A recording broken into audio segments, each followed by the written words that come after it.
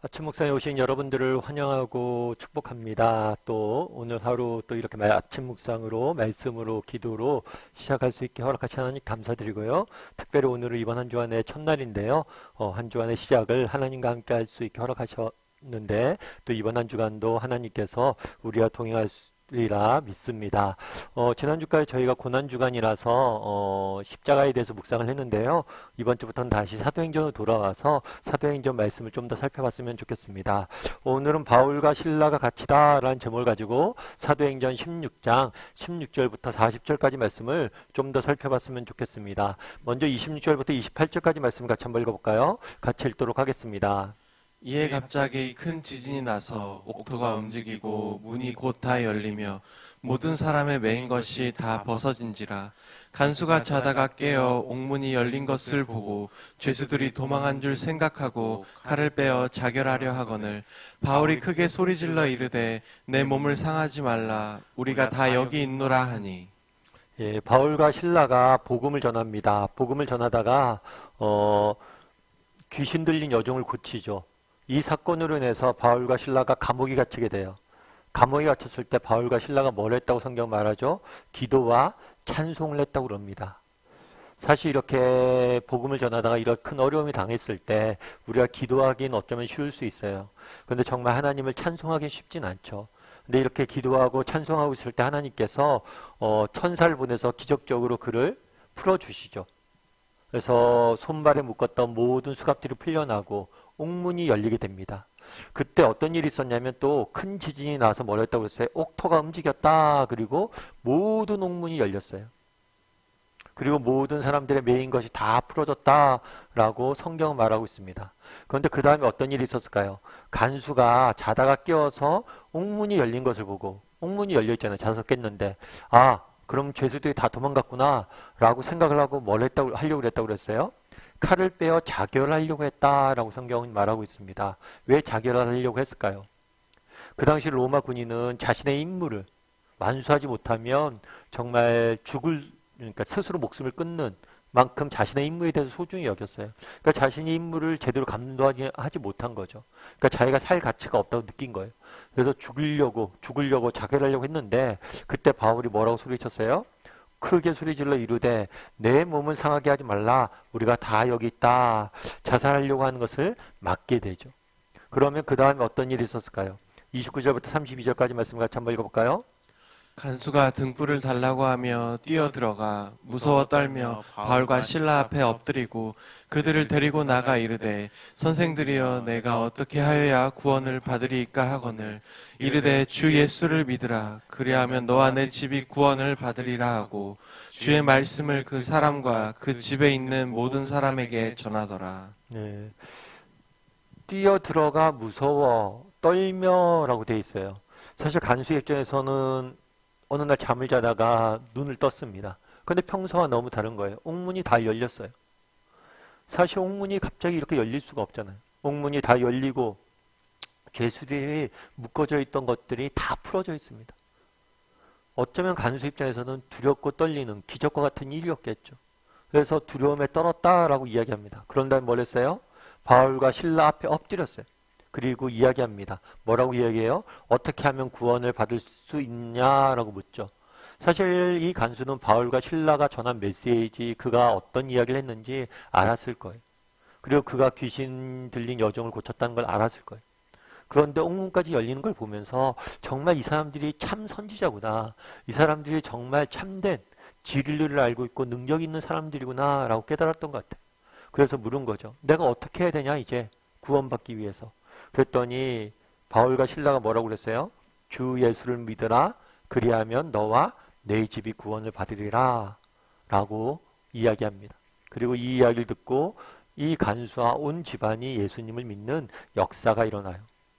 오늘 본문에서 참 와닿은 표현 중에 하나는 뭐였냐면 이 표현이에요. 너와 내 집이 구원을 얻을 것이다. 그러니까 하나님께서 우리를 부르실 때 우리를 홀로 부르지 않으세요. 항상 공동체 가운데서 부르십니다. 그래서 아브라함을 부르실 때도 아브라함 혼자 부르시지 않으셨죠. 사라와 롯과 또 그 아버지를 함께 불러서 이동을 합니다. 마찬가지로 하나님께서는 늘 우리를 공동체 가운데 불러요. 그래서 사실 이 말씀이 되게 우리에게 소망이 되죠. 우리 중에는 정말 혼자 예수님을 믿는 사람들이 있잖아요.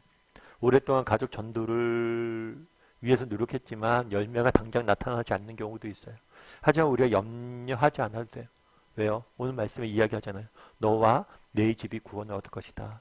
우리를 부르실 때는, 나를 부르실 때는 내가 속한 공동체에 대한 하나님의 비전이 또한 있음을 믿고 우리가 끝까지 기도할 필요가 있는 거죠.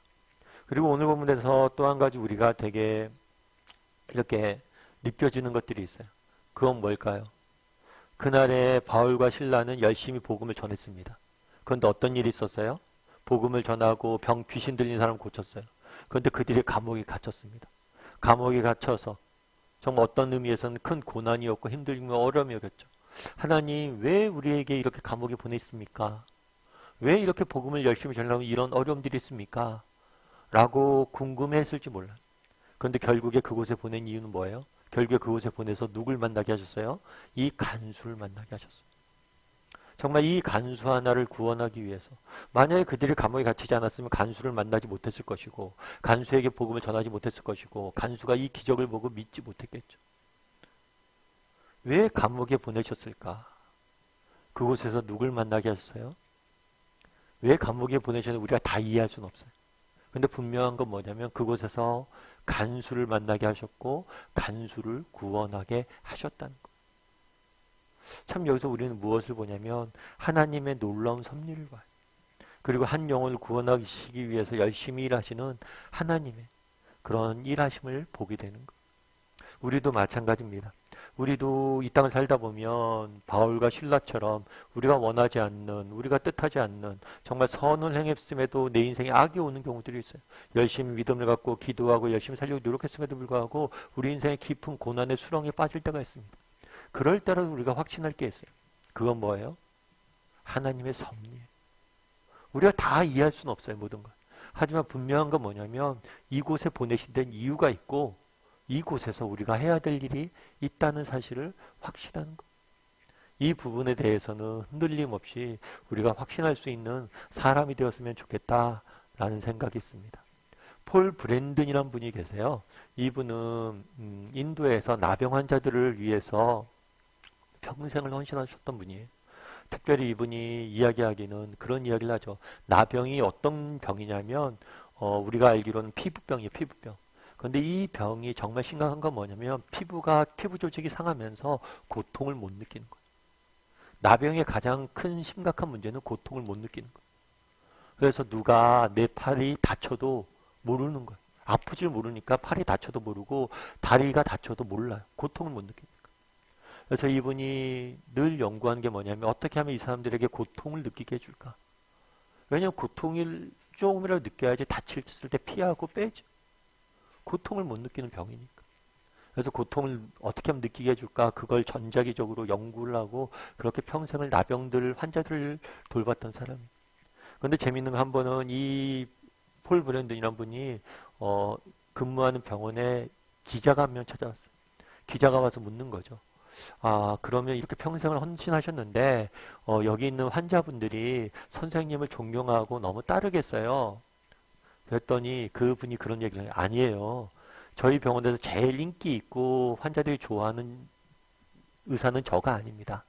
그럼 누구예요? 그러면서 한 여의사를 가리켜요.